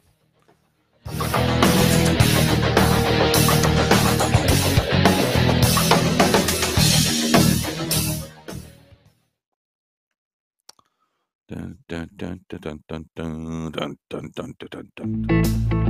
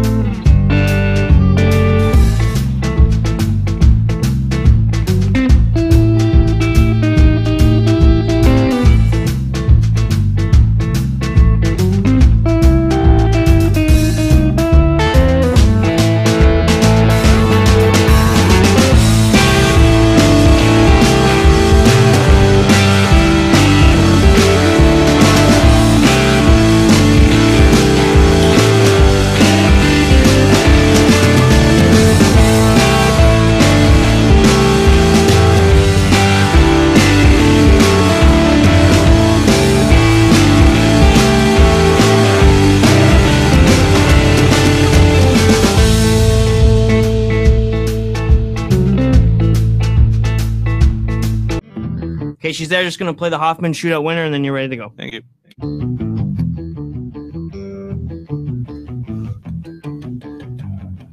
Hoffman takes it wide. Now cuts to the other side. Hoffman moving in on the forehand, gets a chance. Scores! Hoffman does the drag and drop and wins the game in the shootout. Yes, Mike Hoffman. How many more times are we going to hear that? Why would you trade Mike Hoffman? I'm not sure I understand that, but his name is on that TSN.ca trade bait board, and, Sens fans have to be hoping this works out a little bit better than the Kyle Turris trade has worked out so far. Not looking great, and although it is looking great on the Nashville side of things, I mean, they got to be thrilled with the way that's working out, and Matt Duchene up and down, more down than up, and the Senators struggling and looking for answers as they currently sit 7th in the worst division in the National Hockey League. Last year, they were an overtime winner away from an appearance in the Stanley Cup Final. And Guy Boucher is apparently getting closer to the firing line. Now, how did we get here? Let's talk to somebody who knows more about the Senators than me. And her name is Shyla Anwar. She covers the Senators and talks about them on her show. That's what she said on TSN 1200, the sister station of my own TSN 690 in Montreal. Shyla, how goes it? Well, it's that weird feeling of the Senators won today. We should be happy, but instead everybody's kind of upset about it in Ottawa. Well, what are you going to do? For the same reason, well, the Canadians won too, right? I was looking, doing some scoreboard watching, and I'm like, oh, great, this is an opportunity. The Senators look like they're going to win. This is an opportunity lost to gain ground on the Senators for the worst record in the National Hockey League. And that's sort of what it's come down to for both these teams. It's amazing, isn't it? The Canadians won the division last year. The Senators are in the conference finals. Now they're both battling for Rasmus Dahlin. I mean, it's amazing to think a year ago this would have been a potential 4-point game for either team, and this year it's a negative 4-point game. I don't know. It's such a strange thing, and you think back to last year, and even going into this season, things were looking up, and it's a Stranger Things moment. Everything is upside down. Nothing makes sense. The Golden Knights are leading the league. What can I say? It's true, because I think, for the first 15, 20 games, a lot of us were sort of thinking, these things will even out, right? And the Sens and the Canadiens maybe will get back on track. Vegas, there's no way they can keep this going. But yeah, here we are. And you've got Gerard Gallant leading the way for the Jack Adams trophy, and it looks like it would be impossible for him not to win it this year. Meanwhile, Guy Boucher, who was so widely praised for what he was doing last year, although there were the complaints about sort of the entertainment value provided, but the results spoke for themselves. What about Guy Boucher? And is there anything different this year? Is the problem that it's not different enough? Like, why is it that Guy Boucher is coming up and we're hearing rumors that his job could be in jeopardy? Well, some of the things that we had all heard about Guy Boucher, his reputation sort of preceded him. He had this reputation when he was in Tampa that first year he sort of blows a team out of the water a little bit, and then it all kind of goes downhill. And we're seeing traits of that. I think the thing is he was a coach probably that the team needed last year in terms of bringing in a system that made sense and having the offense. Everything was run through Erik Karlsson, who had, as we saw in the playoffs last year, a phenomenal playoff, and everything kind of peaked at the right time. But if you really, I'm a Sens fan, and if I honestly take a step back and look at the Senators leading up to the playoffs and then even into the playoffs, as much as they improbably won so many games, there were a lot of games that were not, let's just say they were trending in the wrong direction and managed to win, and they got exceptional goaltending and timely goals. Everything fell into place, and this year they haven't been able to make the adjustments, and it's hurting them. The goaltending has been horrendous. Let's face it. They've had some personnel changes. I know a lot is being made about the Duchesne for Turris deal that initially anyways looked to really, really favor Nashville. Right now, the stats between both players are much closer. I think Duchesne is at 16, 17 points and Turris is about 21. So it's not the disaster that it looked like it was going to be, but the season is lost. I mean, this is not a playoff team. They're not playing like a playoff team. They don't deserve to be in the playoffs. And I'm saying this after they've 2 games in a row, and they'll probably win 2 more in a row, and then all of a sudden they'll get us thinking about it.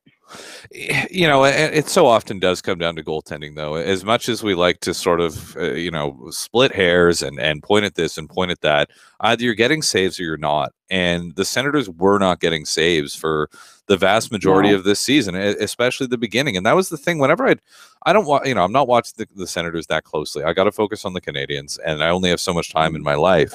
But sorry, there's only so much pain and suffering you can endure in 1 year. True, but I'm also not a Senators fan, so it doesn't necessarily pain me to watch them lose. But Erik Karlsson, I know he looks so good, and I watched that game. I remember the game that he came back, and that was one of the better Sens games. I think it was against the Devils. It was a super fun game to watch. It was like, wow, who are these teams? It was crazy, and Karlsson was lighting it up, and it was a great game. And I was very optimistic that he was going to really be great, but he hasn't been. He hasn't been Erik Karlsson. So if Erik Karlsson's not Erik Karlsson, if Craig Anderson is just not making saves, and I don't know if maybe this is just what happens when you get into your mid and even late 30s like Anderson is doing, I don't know. I mean, we can think of other examples, and I'm sure you could give me more here, but when between those two things, Karlsson is your most important player, the guy who carried the team on his back in the playoffs last year. You can't get a save from your goaltenders. Why is Guy Boucher being blamed for that? Because he hasn't made the adjustments. The thing that he brought in last year, and he talked about it the whole season, was he wanted the Senators to be a team that could handle the pressure of a close game. And his rationale was all of the games in the playoffs are close games. I want this team to be comfortable being down 1-0. I want them to be comfortable being up 2-1. And they were. They were very steady as she goes last year, which is not something we've seen, certainly under Paul McLean. that's not something that we've seen in Ottawa, not under Dave Cameron as well, where they had a tendency to always blow leads late in the game. So that was one factor that he brought last year. And the thing is if you're going to play close games, your margin for error is that much smaller, right? So last year they were winning all the 1-0 games or the 2-1 games or the 3-2 games. This year the margin isn't working out because the goaltending has been not just a little bit worse, it's been several steps worse. Like, I think Craig Anderson's save percentage is one of the lowest in the league, and I mean they depend on him so much for that. The other big adjustment was the Senators lost Mark Mathot in the expansion draft, and it doesn't seem, he's not a player. His numbers were off the charts. He was certainly not offensively relied upon, but it was a player that a guy like Erik Karlsson felt comfortable with having as his partner. And they lost him. They haven't really found somebody that he fits with in the same way. He's been playing with Shabbat, but he also has to play with Johnny Oduya a lot. And I don't know whether it's Karlsson trying to overcompensate for that, or, you have a star player, and if he feels comfortable with a guy, you kind of wonder, why do you want to rock the boat and mess up a good thing? And that's been I think a much bigger loss for them on defense than and certainly for Erik Karlsson than is sort of obvious. And then Clark MacArthur was that top 6 forward that came in right at the end of the season last year, and it was like a shot of adrenaline to the team, and he's been gone. He's been on long-term injury with concussion problems, so they haven't really replaced him in the lineup either. So, I mean, these are all little things, but then that's where your coaching has to come in and make the adjustments. Guy Boucher is coaching the team this year as though it's the same team as last year, and that's not the case. And his reliance on people like Johnny Oduya, Nate Thompson, Tom Pyatt, players that, let's just say, people aren't driving all the way out to Canada to see guys like that play hockey.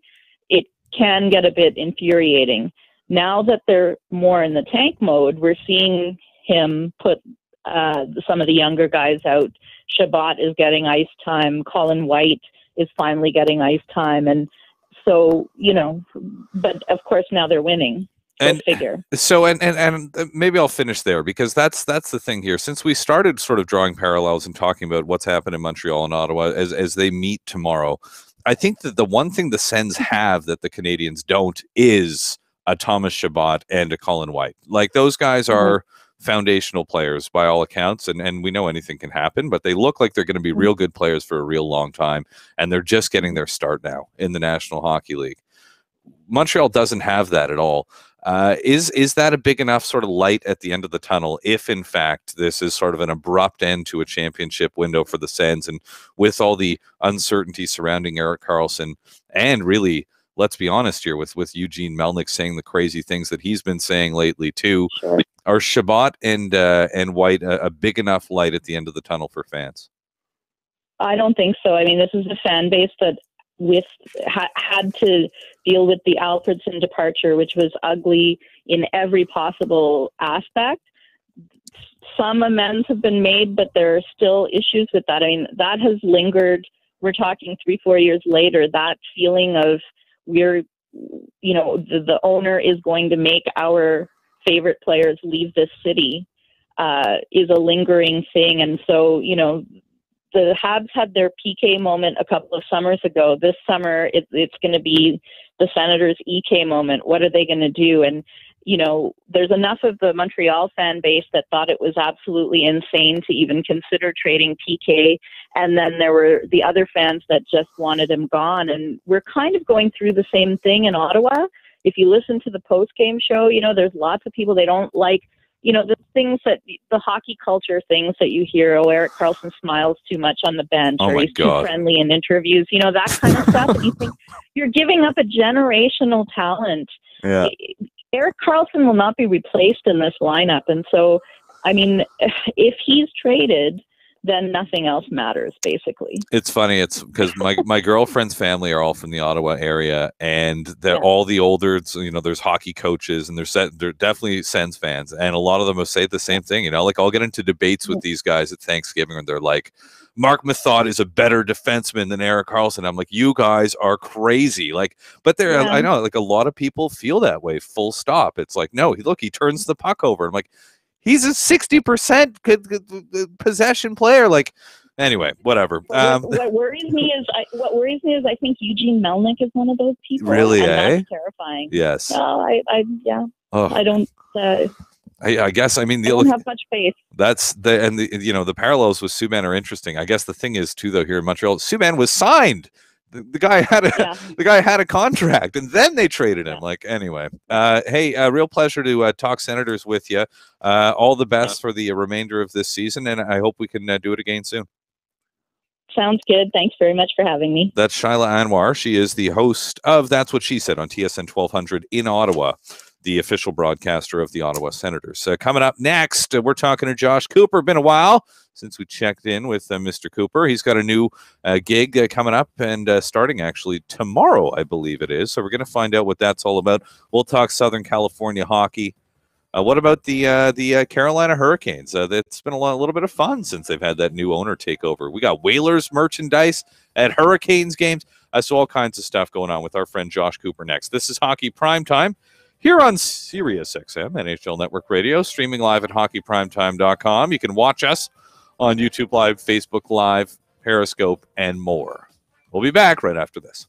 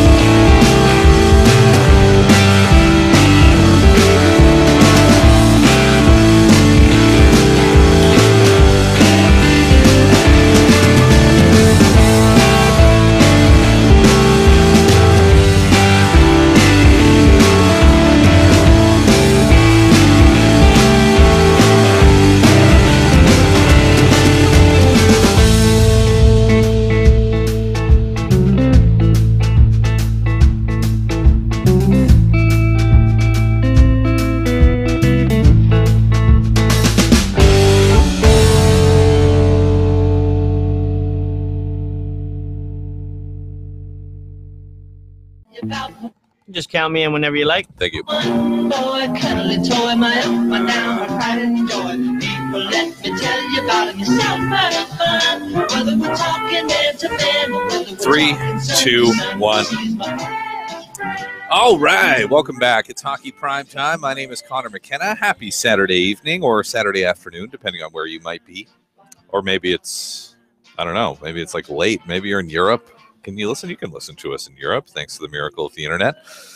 So maybe in that case, happy Happy Saturday night. I hope you're rocking out and partying and getting ready for like SNL or whatever it is the kids do on Saturday nights these days. Our next guest is joining us here, and he is in Southern California, I believe. So that would be a good afternoon going out to our friend Josh Cooper, who wears many hats, a freelance hockey writer, about to start a new gig covering the LA Kings in depth for LA Kings Insider. Josh, welcome back to the show. How you doing? Thanks for having me on, Connor. Always great to talk to you and tell you about the plight of living in Los Angeles with how hot it's been. I mean, today it's in the 80s, which honestly, like, really is way too warm. I mean, like, it's almost ridiculous. But yeah, no, we went to the zoo earlier and had to put on a lot of sunscreen. It was really miserable. We are in Montreal right now. It's 1.4 degrees Fahrenheit. Just for just a point of reference for you. So yeah, it sounds pretty good. It sounds pretty good. So I understand you're taking your nieces to the zoo today. Are you at the zoo right now? No, we're no longer at the zoo. So no, my nieces are in town visiting. We have obviously the newborn, and they wanted to see him. So very, very exciting overall. So yeah, we went to the zoo, and my kid ended up napping for 30, 45 minutes. And I mean, it is, you may laugh at this, but the fact that there is so much sun here actually makes it kind of hard with a young kid, because it's like they turn into a vampire when they see the sun. It's like they start freaking out and crying. They can't look at it. So it's actually kind of an issue. So we kind of had to like keep him guarded from it. And plus we can't put sunscreen on him yet. So, so yes, I know it's like, it's the plight of Los Angelinos, so that we can't put that. Basically, if you have a young kid, you can't put him or her in the sun. It's pretty crazy. But it was a great time overall. Good. So it's always good to have the family together. Glad to hear it. All right. So yeah, I mean, all the best to you guys, and let's get into some of the stuff. And you know, I want to start here. John Rosen's covering the Olympics. So I know you're going to be taking over KingsInsider.com for roughly a 3-week span, starting tomorrow. As a matter of fact, you fired up? Yeah, I am really fired up, and we get a pretty long road trip right off the bat. So get to go to Florida, Tampa, Carolina, Pittsburgh, Buffalo, Chicago, and Winnipeg. Wow.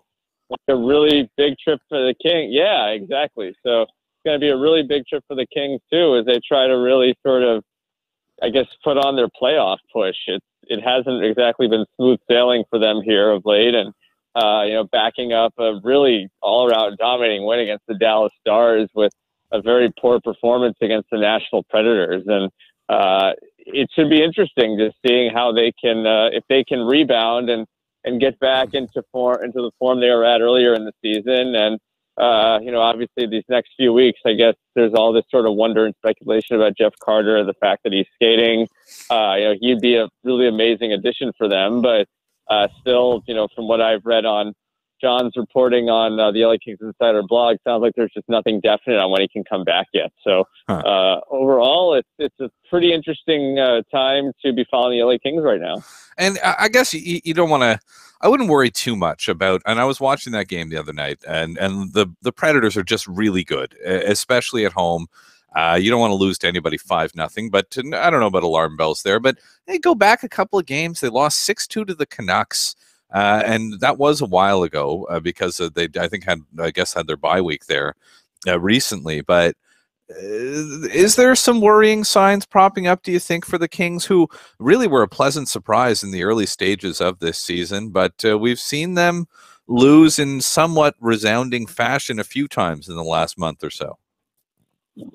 Well, you mentioned the Canucks game, and you have to sort of remember that in context, in that they also backed that up with a back-to-back win the following night against the Calgary Flames, which is a real gutsy performance by them, too, just because Jonathan Quick was not playing in that game. So overall, I don't know if he did or didn't play in that game, but either way, regardless, they did win that game. And I think these are have to look at that in that context. I think the question now with the Kings is they have a game against the Arizona Coyotes tonight, a team that they really should win. I mean, in the sort of the way the NHL works these days, I mean, every team has a chance every night, but the Kings should beat the Coyotes. I mean, they're a better team. They have a better record.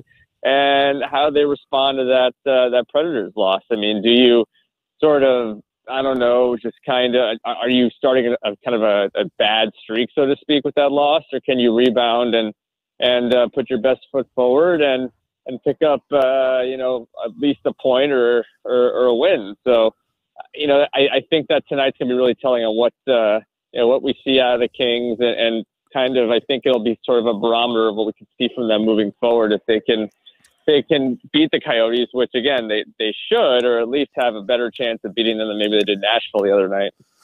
That's for sure. And you were right. It was Darcy Kemper who played that night against the Flames.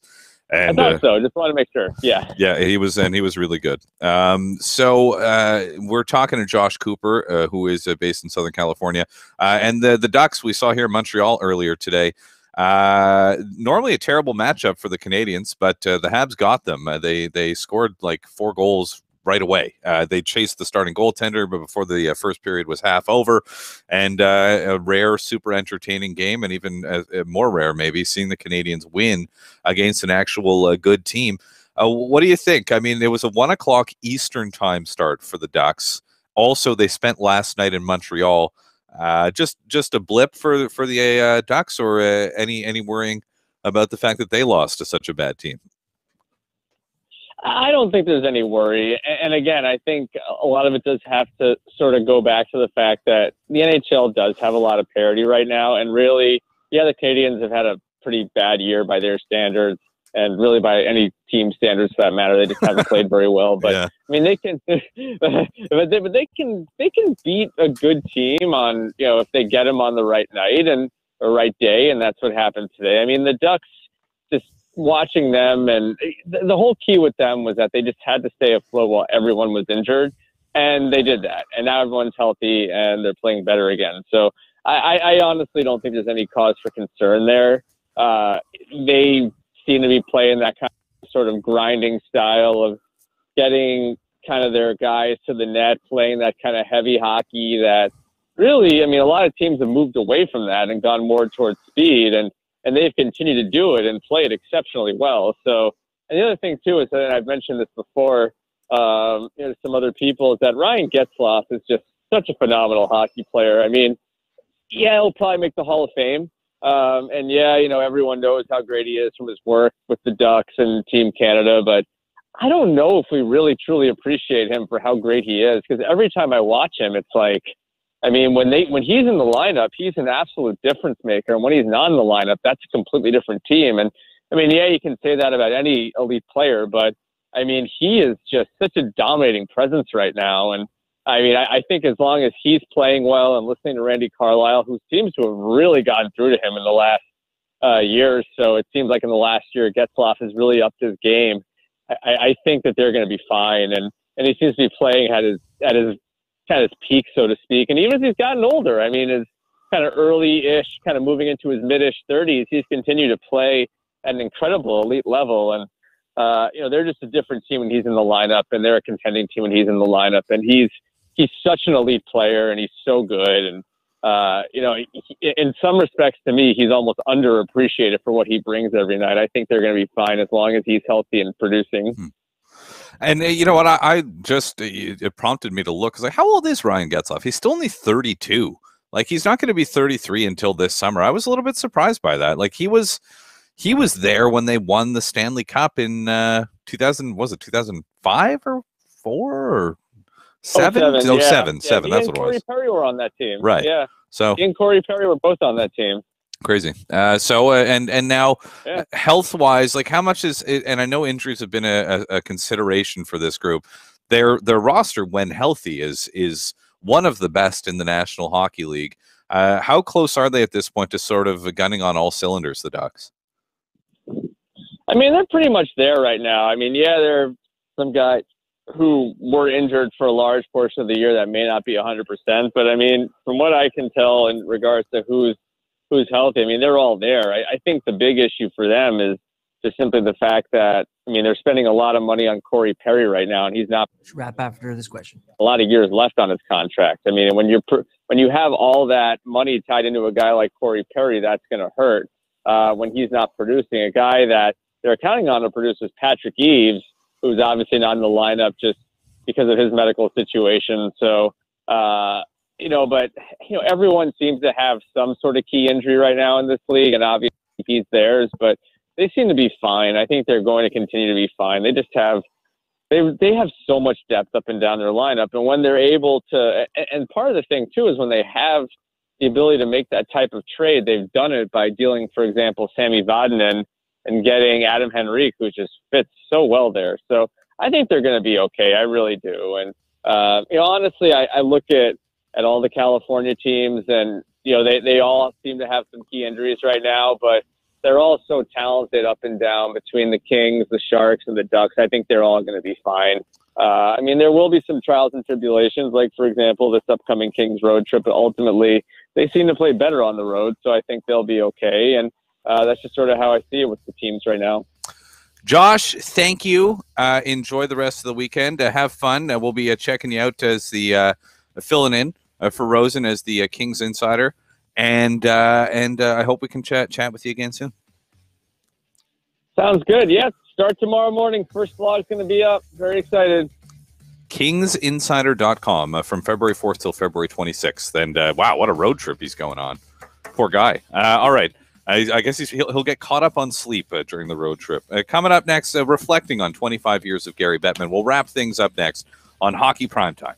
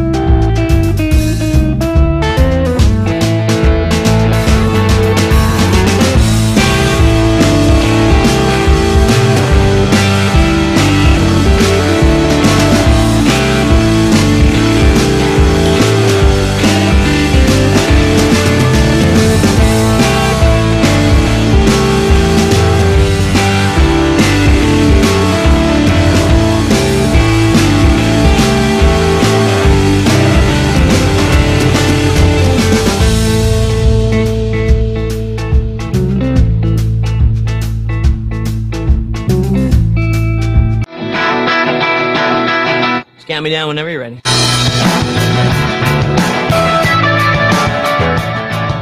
3, 2, 1. Hey, welcome back. Final moments of the show. And I wanted to bring this up before we turn it over to coverage of a busy night, another busy Saturday night in the NHL. We got a couple of games in the books already. Who would have thought? And this is why betting is it's tough. It's tough betting on hockey. Montreal beat Anaheim 5-2. Ottawa got the win over Philly in the shootout. Two of the worst teams in the East, two of the worst teams in their divisions, two of the worst teams in the game. But tonight, you've got Toronto-Boston. Should be a good one. Some other nice looking matchups tonight include Pittsburgh and New Jersey, another 7 o'clock start. Busy 7 o'clock slate. The Blue Jackets face the Islanders. Colorado, Winnipeg. Hey, it's a shame that Nate McKinnon's not there, but Winnipeg is always destination viewing. Nashville's hosting the Rangers and more. Get your full schedule at NHL.com. So, Gary Bettman, 25 years. You know what? There's a lot of really good stuff. And Gary Bettman took over the NHL as commissioner at 40 years old. Amazing to think. I mean, there's no way 5 years from now I'm going to take over for him. You know what I mean? I'm not even a lawyer. And a lot of people want to say that, like, he's done great things. And I guess he has. Like, the NHL is bigger now and better now than it was when he took over. They're making money. They're making they made $4.5 billion in revenue, or they're projected to make that much this season. But I'll tell you something. Honestly, the lockouts are the killer for me. Like, missing the Olympics, I'm also going to blame that on him, but whatever. I'll blame the owners too.